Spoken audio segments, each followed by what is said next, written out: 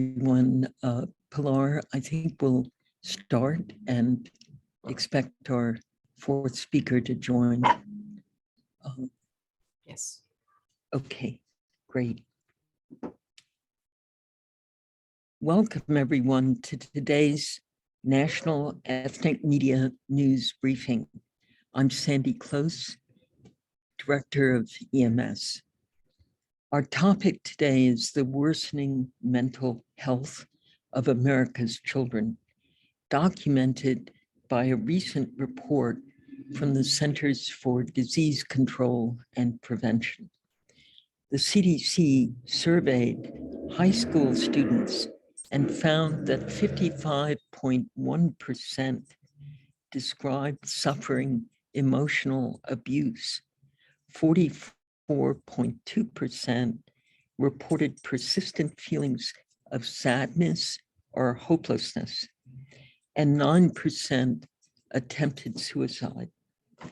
The day we read that report, we knew this was a topic we had to explore in greater depth. We're very grateful to our speakers for helping us learn more today, especially about how different groups suffer differently from this shadow pandemic.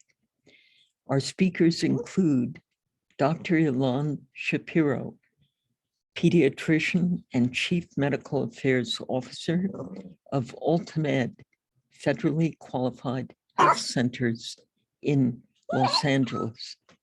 Angela Vasquez, MSW, director for mental health at the Children's Partnership. Dr. Myo Twin Mint, assistant professor of psychiatry at Tulane University School of Medicine, and Sydney McKinney, PhD, executive director of the National Black Women's Justice Institute based in Brooklyn.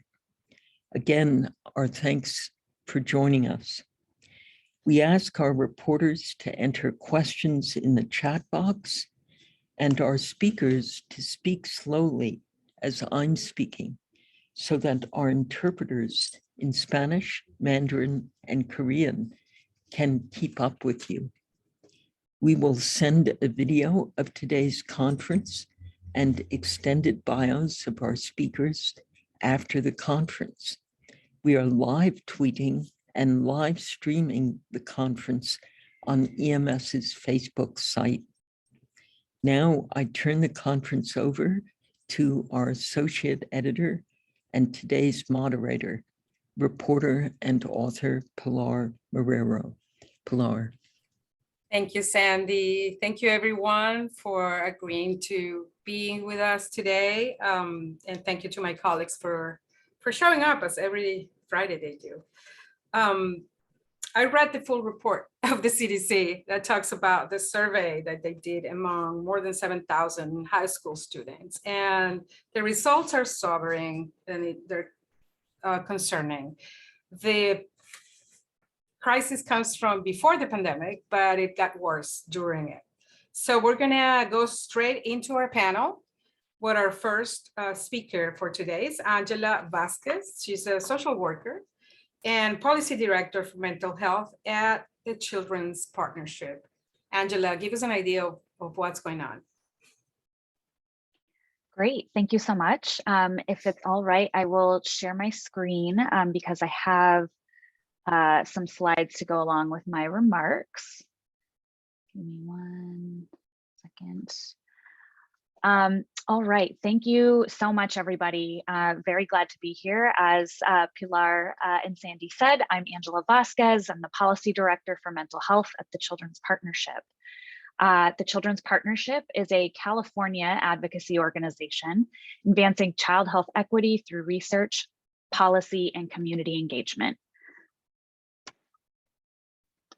And so, as you heard, the impacts of COVID-19 have been multi-layered and across a variety of issues. And so I know we are here to talk about mental health, but want to put into context the challenges that our young people are experiencing are directly related to the other components of their lives, right? That mental health does not develop in a vacuum.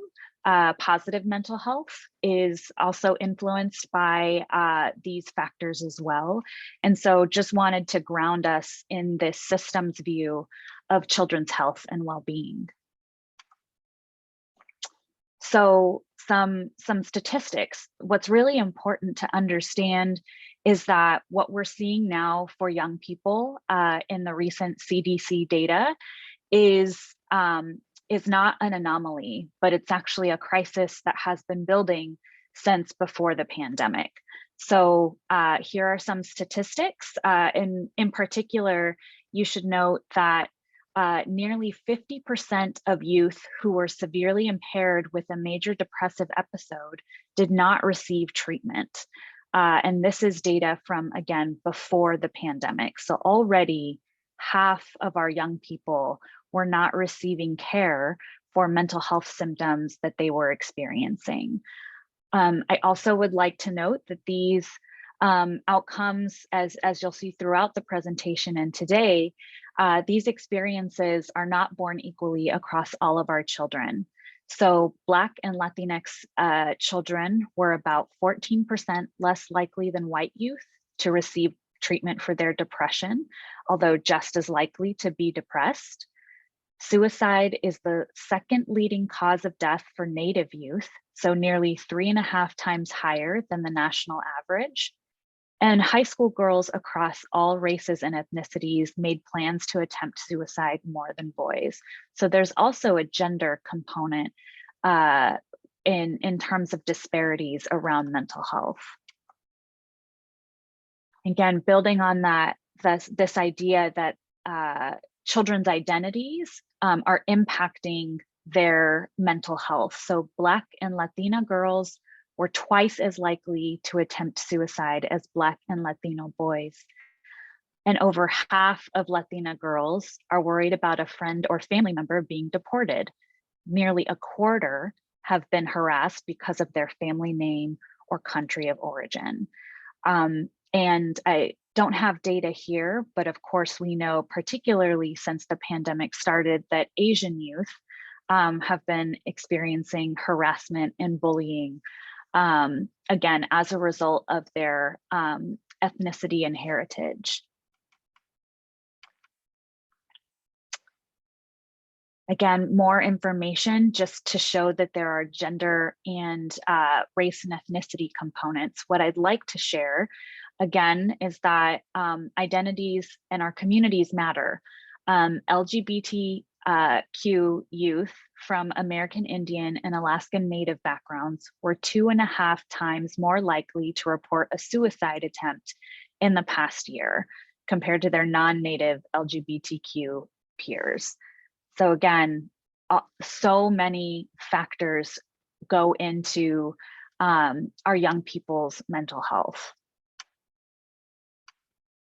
And I also want to, again, bring in some more additional context. The Children's Partnership released a report about the effects of hostile immigration policies on children's mental health.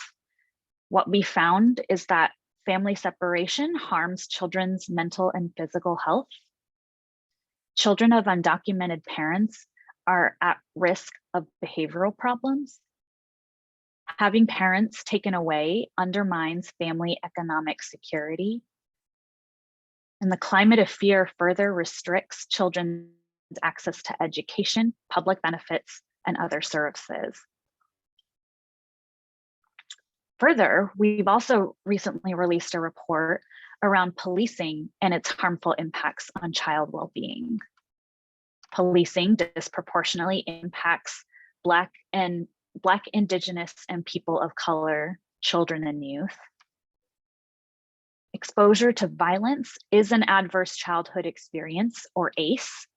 61% of Black children, 51% of Latinx children, and 40% of white children have at least one ACE. So you'll see here that trauma and stress are disproportionately impacting our children. BIPOC children and youth who report discrimination display more mental health symptoms. So discrimination is directly impacting our youth's well-being. And finally, what we found is that direct and vicarious exposure to police violence, including immigration enforcement, are contributors to toxic stress. So you don't actually have to be a young person being physically harassed by a police officer to have symptoms of stress and trauma from others who look like you experiencing those things. So there's a level of vicarious trauma happening that I think really came to a head in the summer of 2020 after the murder of George Floyd. And again, just even more recent evidence that while COVID-19 was a global trauma, absolutely, but community trauma is not felt evenly across all of our communities. So you'll see here that not only is gun violence associated with children's emergency room visits, but high police contact is associated with neighborhoods with more preterm birth among Black families in Minneapolis. And so what I'd also like to share with you today is that the Children's Partnership, along with our partners, the National Black Women's Justice Institute, who you will hear from later today, really wanted to start looking at what can we do about this crisis. So we started planning this work sort of as the pandemic was starting and escalating.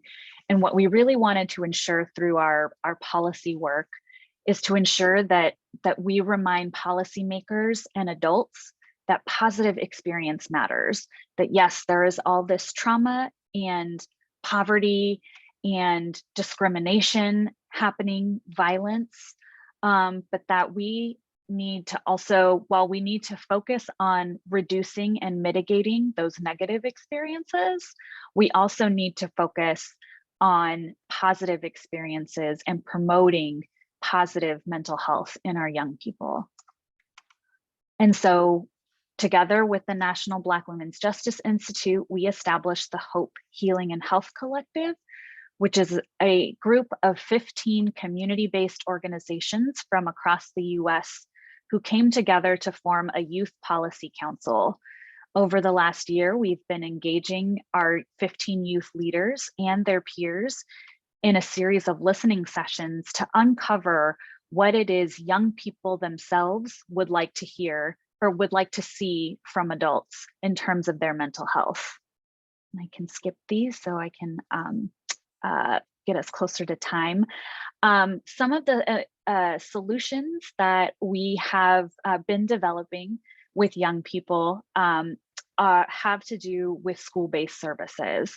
So young people are really interested in having care brought to where they are. Students are 6 times more likely to receive an evidence-based service in a school as compared to other community-based settings.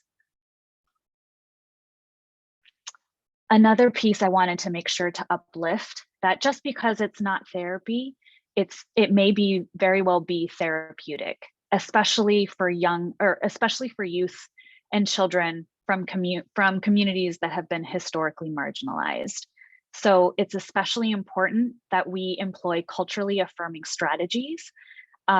Positive ethnic racial identity is fundamental to youth's well-being. And we also have been uncovering literature and have heard directly from youth that youth advocacy is an essential strategy to supporting Black and Brown youth. Civic engagement in particular can actually be a mental health intervention. And then my last slide, really, I want to leave you with an anecdote from youth in the Standing Rock protest, who participated in the Standing Rock protest. What they found was that young people who participated in the protests at Standing Rock, their communities over a brief period of time during and after that protest experienced a marked reduction in youth suicide in those communities. So it's important to recognize that building opportunities for young people to speak truth to power, to connect with other folks in their communities who look like them, who practice the same culture as they do, and connecting that to a larger purpose. And again, this fundamental aspect of youth development and in their identity, again, are essential mental health interventions for young people. And with that, I will stop and ask for questions. Angela, just one question because of time. We need to go to the other speakers, but I'm wondering about access to mental health services from these communities. What have you found? I mean, during the pandemic, we know that things got worse in terms of mental health. Less people were locked in their homes. There was no access to schools, in presence at least. Now that we are sort of on the other side of the pandemic, and there's been all these resources injected into different communities, is mental health part of this? I would say anecdotally, yes. And that said, what we have found is that there is such an overwhelming need for both clinical and non-clinical mental health services that we are barely scratching the surface compared to really the decades of disinvestment in children and youth's mental health and well-being. So we absolutely have a long way to go. And I will say what I'm hopeful for is that what the pandemic has done is created many more opportunities for us to use the president's term, build back better.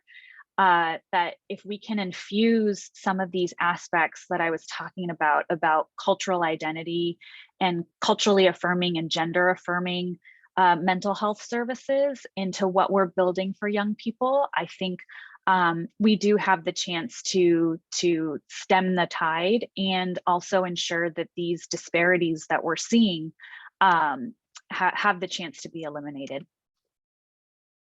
Thank you, Angela. I'm sure the interpreters loved you because you were very slow and paused, which is hard to find in a speaker. Thank you so much. I wanted to welcome Dr. Ilan Shapiro, pediatrician and Chief Medical Affairs Officer at AltaMed here in Los Angeles. Dr. Shapiro, welcome. And when we were talking earlier this week, you were telling me about examples of what you've seen in your clinical practice. How has this worsening mental health showed up in kids?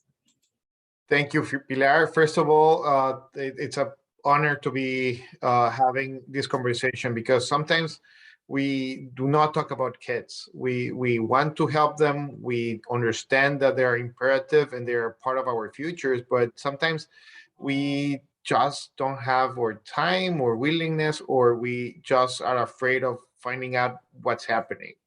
I work, I'm a practicing pediatrician, work in East LA. I work for AltaMed. We have more than 350,000 patients, and mostly from LA County to Orange County. I have seen right now a huge amount of kids that have lost a part of their lives. One of the things that we started to seeing early on was, of course, they were not coming to the clinics, but afterwards, the repercussion of what we have seen in the past 2 years has hurt our community in a big time. Kids that were, and I'm going to start with the physical aspect of it. I started seeing patients 6 years ago here in the LA area, and depression, anxiety is real. We sadly, our communities are exposed to a lot of things. It's very easy a lot of the times to just, follow the checklist that we have as doctors, like it will. Make sure that you're running. Make sure that you have access to public spaces. Make sure that you're breathing oxygen. And a lot of our communities do not have that part, and they're extremely affected with social determinants of health. Then I agree completely with Ms. Vasquez, where we have a complete community trying to make sure that we're creating a better future. This is not the way to do it. We are right now creating less green spaces. If you look at our children right now, they were behind a lot of barriers, from physical barriers, mental health barriers, and of course, when they are exposed to a lot of the things that it's important to talk about, the adverse childhood events that I'm seeing, it's so sad. And I'm going to give you an example of one of my patients that hurt me the most. He has been part of my life for the past 5 years. As a pediatrician, you get to interact with the family, you get to interact with the kids, and this was a very bright patient. And when they came in, he started complaining about tummy aches and headaches, and suddenly he started like losing weight, and you have a protocol to make sure that everything is fine. The reality is that he lost 3 close family members during the pandemic. Then he was in a horrible depression. And, sadly, at the beginning of all the things that are happening, it's not just an isolated story, but, you see a trend where we start having less problems, less academic achievements. We start having development problems. We start hearing and hearing all this stuff, and a lot of times the kids are crying for help, and the parents are also, because we need to talk about what's happening also with parents. If we are not taking care of our families and ourselves, how can we treat our kids and also the adults? And during the entire past 2 years, I can share for sure that on one day in COVID times, at the beginning, I was depressed, anxious. I was crying of happiness. After that, I was crying of laughter. And at the end of the day, I had enough tools in my bag to actually stay afloat and continue. Our kids do not have that. They do not have all these tools, equipment, and do not know how to handle this. The problem is right now, Pilar, that this is just the beginning. This has ramifications in obesity. It has ramification in addictions. It has problems with our kids when they go to school and they want to go to college and they want to work and be part of the society in different levels. Then at this moment, if we do not hear what I heard with my patient, that he was just saying, make sure that you take this away from me, then I was feeling powerless, because as a pediatrician, they never tell you about all the tools that you need to bring on board for a pandemic, especially on a suffering community, and especially as a community that has lost so much from lives, complications. And it's not just the Latino Hispanic community. We have multiple communities that are suffering the same way. Then we need to make sure that we create structural changes. And most importantly, we need to start changing the word resiliency. I do believe that right now my patient was very resilient, because every time that he was depressed, he was trying to do the same thing. He was, being like a punching bag. He was hit, he was standing up, hit, standing up. But at the end of the day, we want communities of growth, of empowerment, of communities that have a healthy future. And part of it, if we're not feeling that empowerment and that safety and that cocooning from the society, and especially from the parents, the kids will not have an outlet.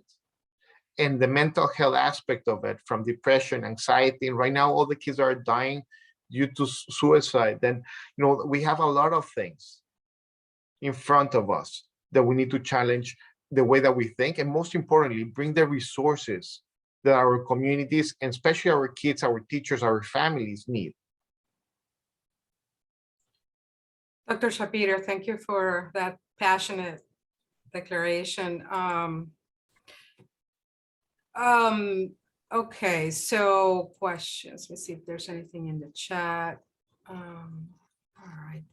So, in our community here in Bald Heights, here, the Latino community, in many of our communities, we had the essential workers. So their parents were essential workers.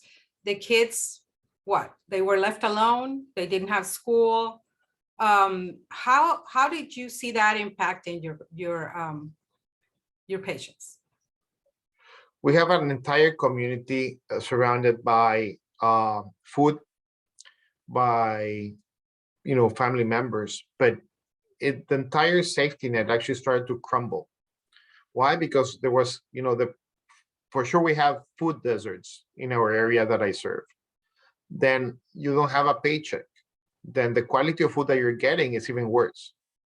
You cannot go out there because all these barriers and safety issues that we had. And of course, violence and lack of green spaces. Then absolutely everything that we have in front of us was against them. Everything. And by the way, there's something called internet that most of my patients didn't have. Then having access to, like, talking about education and having 1 year of education, then there was a year that they were at home doing nothing, eating whatever they were eating, depressed, anxious, without moving. Then the ramifications are horrible. Plus, at least 50% of the patients that I take care of, they were directly touched by COVID-19. And what do I mean with this? They were sick. They had a family member that was close to them that actually died, or they are harmed because of this. And I'm not talking about the economical things, it's the direct impact of COVID-19 as an infection, not social determinants of health. Then the reality is that we need to take this lesson and make sure that all the money that is flowing right now to talk about this, making sure that it's actually addressing the real problems that will make a difference. Because sadly, I have the bad news that there will be more pandemias, more infections, more problems. The question is, are we going to be ready to protect our communities in a different way? There's an interesting question in the chat. Orhan Akurt, do you want to ask your question? Orhan Akurt. Yes. Do you think the community is getting enough information to take care of the kids' mental health? The reality is not. We are not geared to that part. At this moment, we need to bring promotores like local people and train them, because I would love to tell you, the textbook answer is we need psychiatrists, we need mental health officers, we need all these things, but the reality, we don't have time. Then we need to make sure that we're creating group visits. We need to group help stuff, making sure that we are utilizing telemental health services. The waiting list for a psychologist or psychiatrist is long. We need to make sure that the primary care doctors, we are there to at least start the initial part of medications. We need to make sure that we are teaching, a lot of other stuff that are, mental health wellness for parents, for kids, school teachers, because we are all on the same page and we're suffering the same thing. Thank you, doctor. And we need psychiatrists, so we have one. Next, Dr. Mio Tuin-Mint. He is assistant professor of psychiatry from Tulane. I don't know how to pronounce this. I'm a Spanish speaker, sorry. It looks like Tulane for me. University School of Medicine. He also serves on the American Academy of Child and Adolescent Training and Education Committee. And he's in New Orleans, Louisiana. Welcome, Dr. Mio. Thank you so much for having me. So I am Mio Tuin-Mint. We do pronounce it Tulane here, but I think it's really interesting to hear about other pronunciations. I'm in New Orleans. I'm a faculty here at the Tulane University School of Medicine. I am trained as a child and adolescent psychiatrist, as well as a general adult psychiatrist, and also a pediatrician. It was one of the integrated training. So I've just been thinking about, what are the additional informations that I can provide. I would like to say, like, ditto to Ms. Vasco, as Dr. Shapiro has said. In the clinical work, I work, within the New Orleans area as a faculty with our Children's Hospital in New Orleans.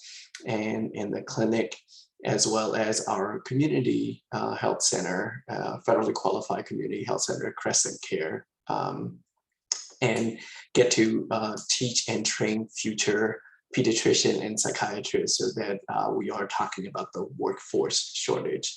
So since we come into that, I want to share some of the link and to actually talk about it's important to imagine our entire healthcare systems.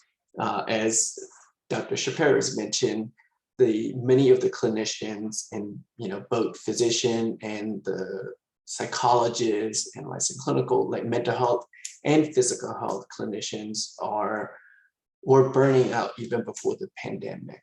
And our healthcare systems continue to challenge us to take care of patients in the family, our youth and the family that are a lot sicker than we used to. And there is definitely benefit of being able to talk about the mental health challenges. I think we are making progress in awareness and destigmatizing.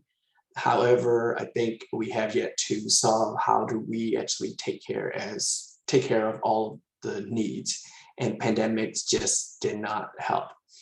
And as we have heard earlier, there's disparity exists in terms of our racial minoritized groups, as well as a gender and sexual minoritized groups, particularly our LGBTQ and the trans youth, suffer disproportionately of the mental health challenges because of the just societal challenges. And as you may be hearing, across the country, many state legislatures are discussing putting on and passing laws that added the additional stress and the challenges to get appropriate care. So all of those are really important background, but I want to also think about how do we move forward? And I love the questions of, are we actually getting informations to it? And many of our national organizations are making sure that we are getting it. So just to take a quick step back, not that long ago, our Surgeon General has actually put it out that there is a general mental health advisory and crisis is happening.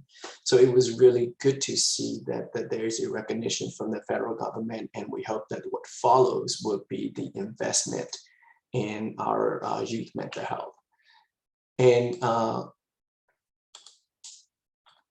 not long after, American Academy of Pediatrics, American Academy of Child and Adolescent Psychiatry, and the Children's Hospital groups also declared that we are in a crisis,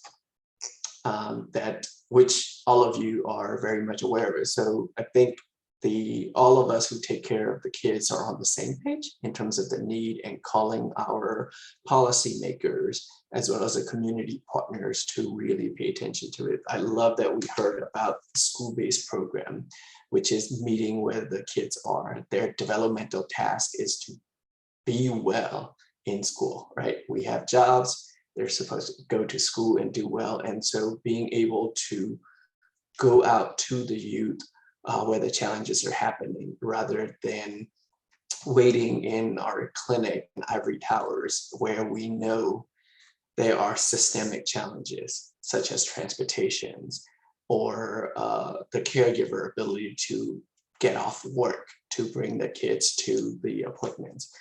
So we need to be thinking very much creatively of how we are going to be providing care and providing informations.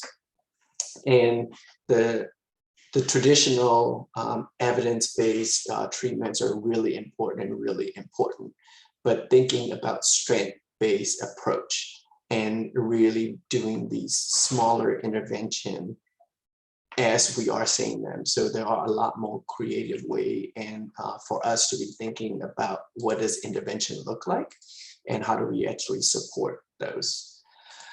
So I'm going to be actually putting in more resources that y'all may be able to share. So from the American Academy of Child and Psychiatrists, there is a page for family and for youth that include like quick facts for families. So whatever the challenges may be, that family will be able to empower themselves by learning about where to seek help or how to seek help, or to differentiate when is a stressful situation that the youth are going through versus this is a serious mental health that needs important to actually seek care with the pediatricians who are at our front line. And I also am in a pediatric clinic, and so I see the challenges of having to referral and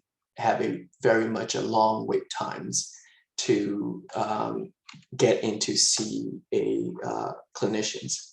And again, going back to the workforce shortage map, and you're able to see your local area in terms of how many counties, and in Louisiana, we call them parishes, have 0 child psychiatrists. And it is very disproportionate. And there's only very few areas where we might be considered even barely adequate. Most places is very like none. So thinking about who our partners are and how we are going to be able to provide it are super important. So we are hoping and getting to see more of the healthcare reforms that are coming up from our policymaker. In the meantime, another informations to Empower is from our pediatric colleagues. American Academy of Pediatric has a resource webpage that are dedicated, and it's in multiple languages as well, particularly dedicated to emotional well-being. There are a lot of resources that may be available for you all, as well as to let our patients and families. Doctor, Yes. can I ask a question? Sure. Because I know you've somewhat specialized on mental health issues of the LGBTQ community, and as you were saying, there are laws. Well, we just saw Florida pass a law, don't say gay. You have the pandemic, you have all the other complications. How has this affected these kids, the LGBTQ kids? Yeah, it has been really heartbreaking to see, because we have well known that the LGBTQ youth or gender and sexual diverse youth are at higher risk of dying by suicide. And so when we actually do a suicide screening, that is one of the risk factors that we consider. And we know that because because there is a less accepting. So if you can imagine when they're rejected by family or the caregivers that may not understand about the gender and sexual journeys, these are the folks who we are supposed to be able to count on, right? And so that has already is a challenging before additional stressor for our grown-up parents and caregiver. And so everybody is stretched thin and stressed. And so that many of the grown-ups are not able to sort of like understand more. So on top of that, when they see that our policymakers are also not accepting of their identity and their sexuality, it feels very isolating, and that we know can actually lead to depression, which can lead to suicide. And so that what it is, it's become added stressors on one another, and that the isolation is going to be one of those factors that's going to lead to it. So what they see in the news, what they hear, and that even when there are champions or supported folks, that a lot of teachers are worried. You were referring to the Florida bill, and there are similar bills that are being discussed or passed across multiple states, that the supporting grown-ups are feeling like they are being silenced. Their job may be threatened or potentially sued to be able to support openly. And when there are so many challenges that we need to tackle on, we are very much disappointed and sad that these are the things that we are focusing our energy on when there are a lot of things that we can join together to help. Thank you, Doctor. Because of time, I'm gonna move to our final speaker and then probably have final statements from all of you or a question or two. But thank you so much for your presentation. We really appreciate you being with us. And next is Sydney McKinney. She is Executive Director of the National Black Women's Justice Institute in Brooklyn. And welcome, Sydney. She's going to tell us about the work they've been doing. And in particular, we want to hear about young African-Americans, women, girls. How have they fared in this situation? Thank you so much for having me. As Pilar said, I am Sydney McKinney, and I am the Executive Director of the National Black Women's Justice Institute. I'm going to slow down because I realized I was going quite quickly.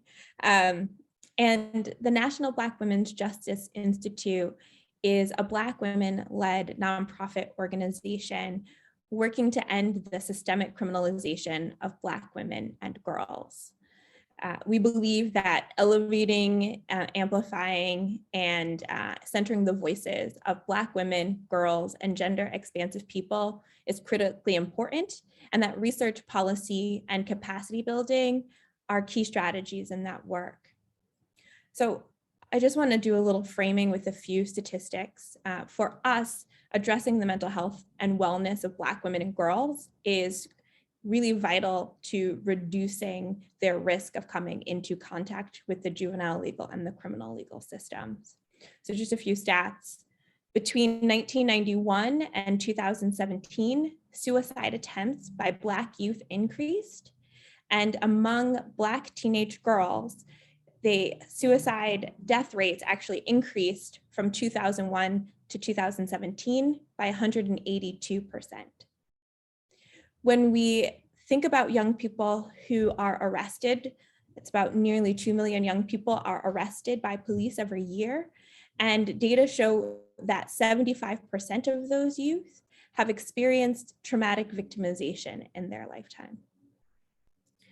When we think about young folks who are impacted by youth detention, 4 out of 5 girls who are in youth detention are diagnosed with a mental health need. And Black girls account for 43% of girls who are in youth detention, which is more than any other racial and ethnic group. Similar statistics exist for Black women regarding severe mental illness as well as trauma. So we know that these are factors that heighten their risk.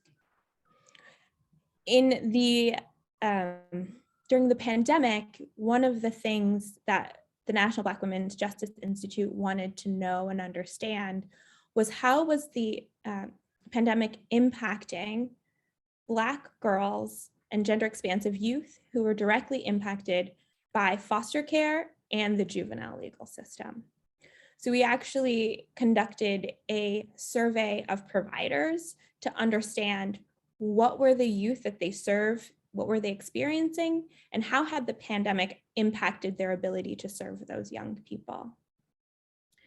Not surprisingly, as many people have said, we have seen that the pandemic has exacerbated the mental health needs of Black girls and gender expansive youth who are directly impacted by the foster care and child welfare systems, or foster care and the juvenile legal systems.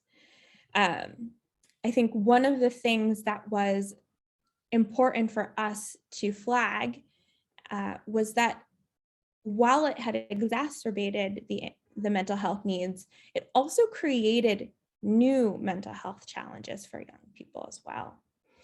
There was one provider who we spoke to who works in foster care who talked about the ways in which the pandemic further isolated and alienated foster youth from adults and family and caregivers, excuse me. I was really taken by this because I hadn't seen anything like this, but she talked about the ways in which foster parents had created really stringent regulations and expectations of foster youth, really preventing them from having contact with other people out of fear of those young people bringing the virus home, right? And at that time early on, the risk of death.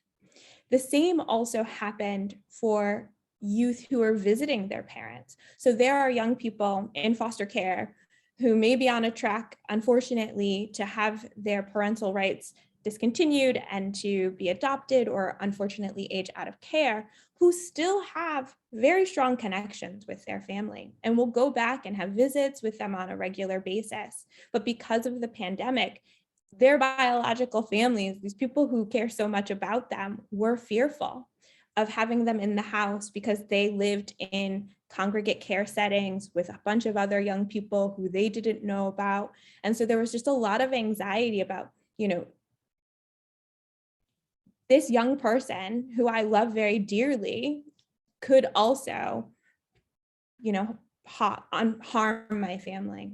And so the young people in foster care and congregate care were experiencing a different kind of alienation and disconnection from family because of the pandemic than they had prior to.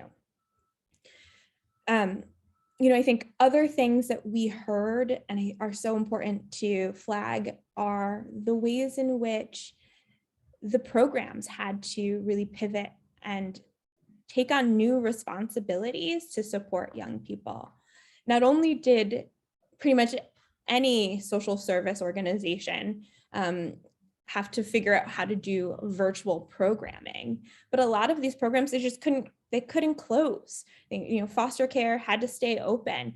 These are vulnerable young people. If they closed, young people would lose a lifeline. And so many of them had to figure out, how do I stay open while maintaining the well-being of my staff and being able to provide the care and support for young people in the way that they deserve.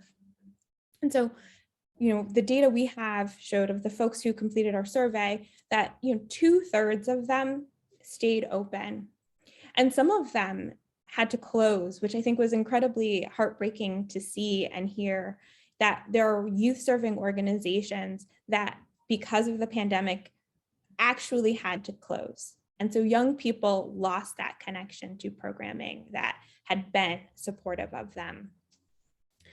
So, you know, I think there are so many ways in which the pandemic has impacted Black girls and Black women that have not gotten the kind of attention that they deserve in the news media, particularly Black women and girls who are impacted by the criminal legal system.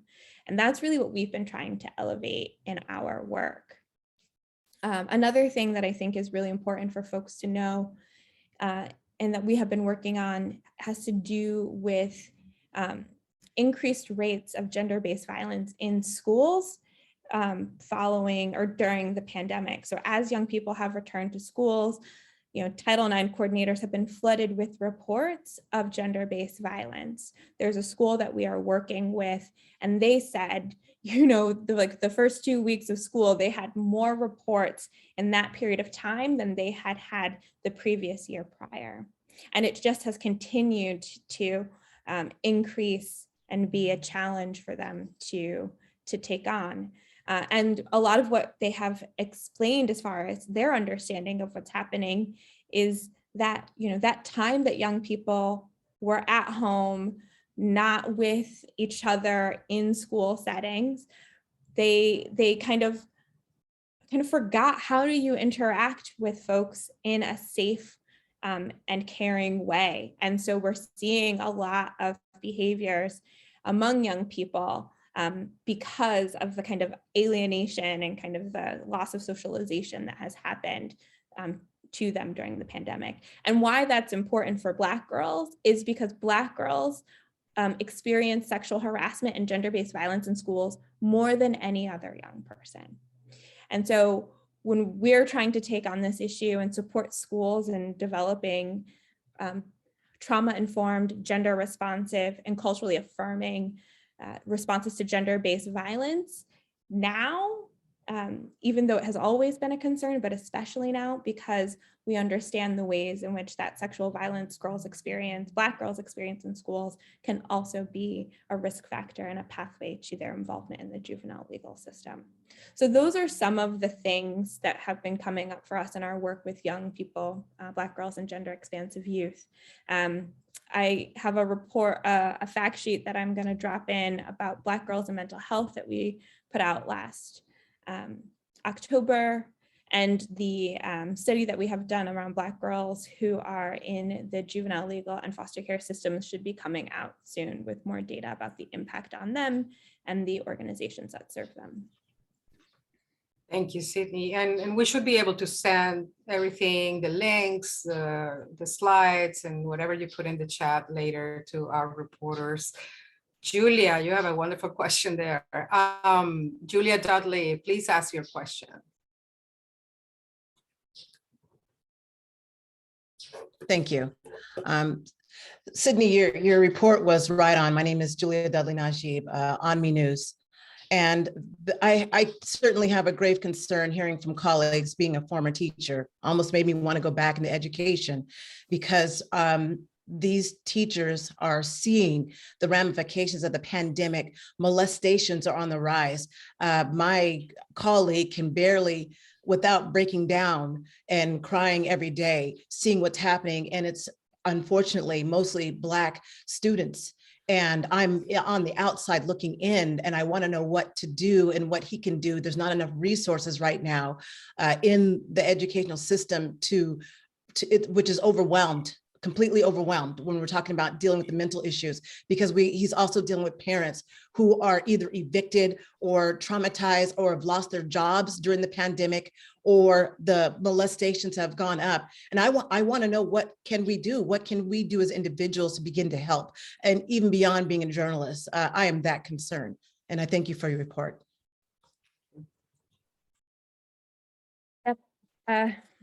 It is really devastating what's happening to teachers. And I think in this moment, we do need to think about their wellness as much as we think about the young people's wellness. I think that old adage of, put your mask on first before you support other people in putting their mask on is really important. And we have been hearing about the ways in which, the pandemic, teachers too have lost some socialization and their even ability to handle things that are quite normal and are overreacting. And that happens more so with Black youth and Black girls generally. And so there's just a lot of work that we need to do. I don't think that there's an easy answer to your question about what can we do. What NBWJI has been trying to do in one particular school district in the Midwest is work with their Title IX coordinator to create trainings for young people and educators, and also to help them create tools that they can use across their system to evaluate their school policies, practices, and programs as far as addressing gender-based violence.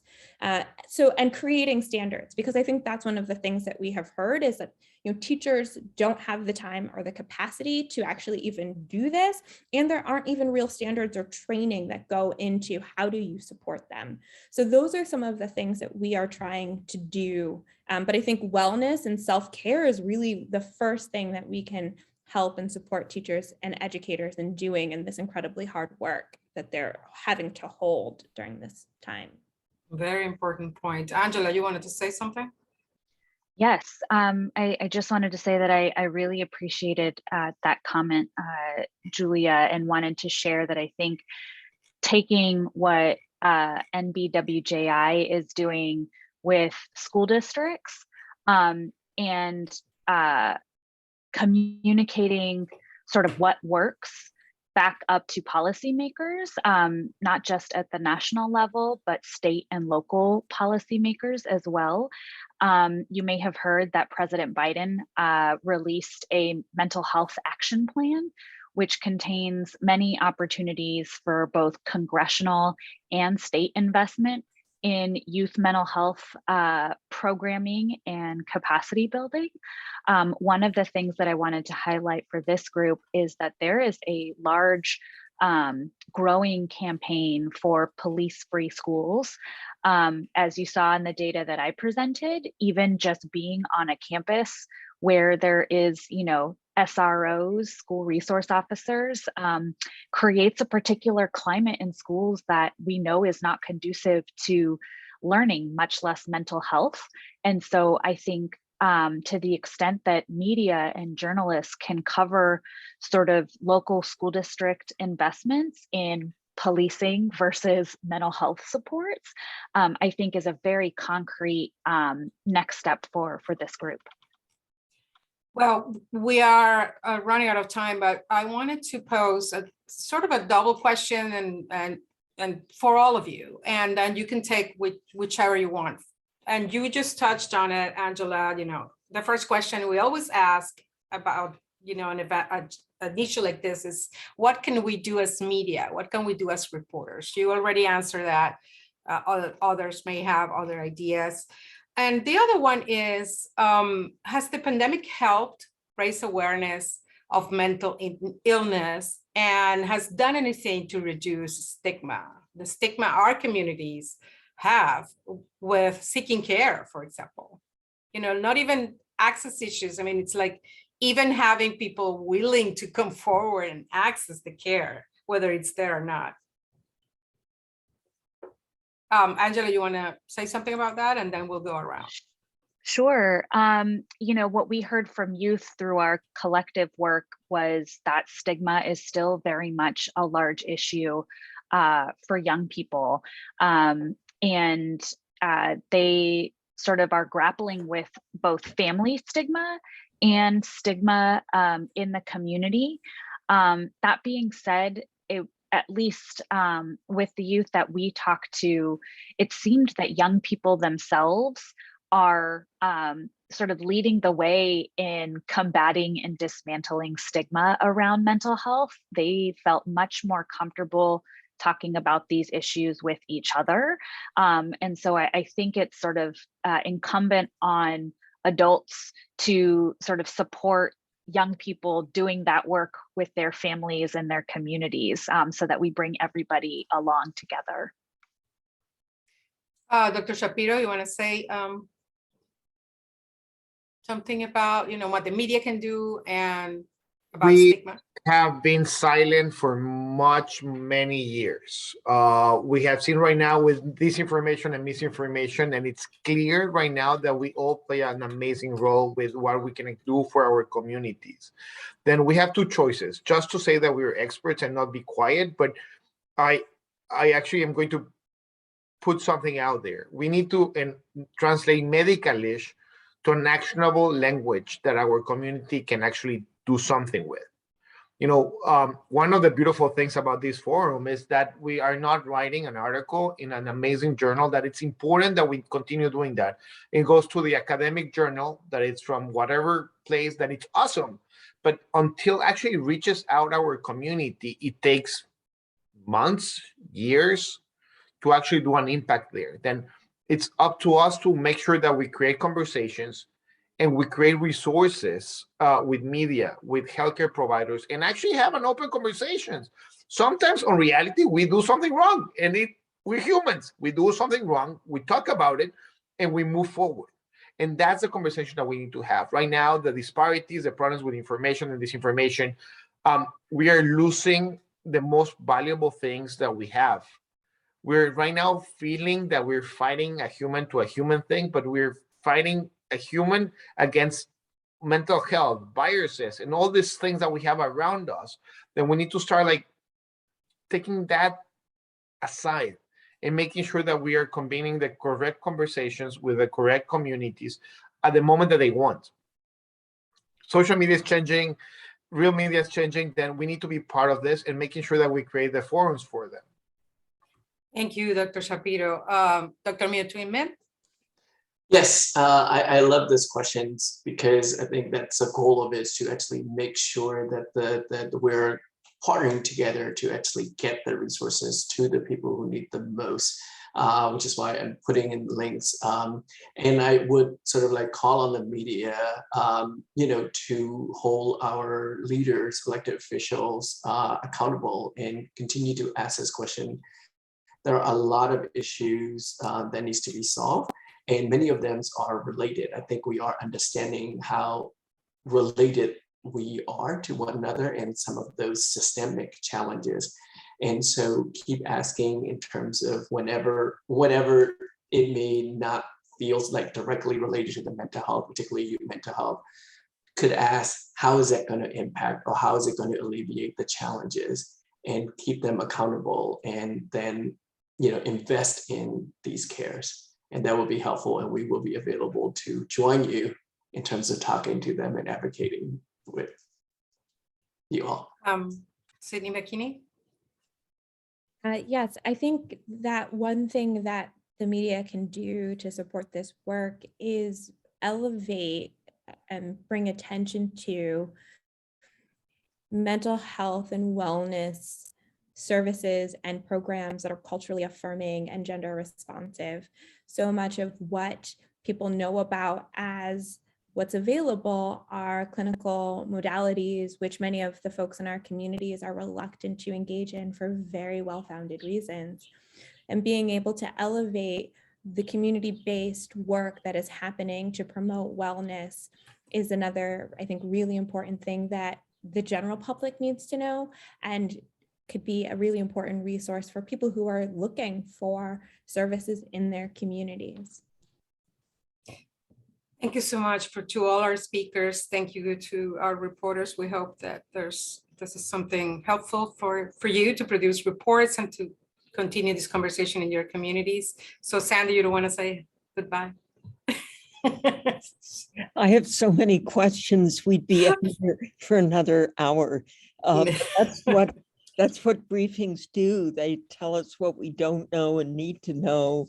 And so thank you all. I won't ask you to expend more time on this special day for many of us, Passover and Good Friday. And Yes. Thank you especially for giving us your time on this day. Thank you. And happy Easter and happy Passover.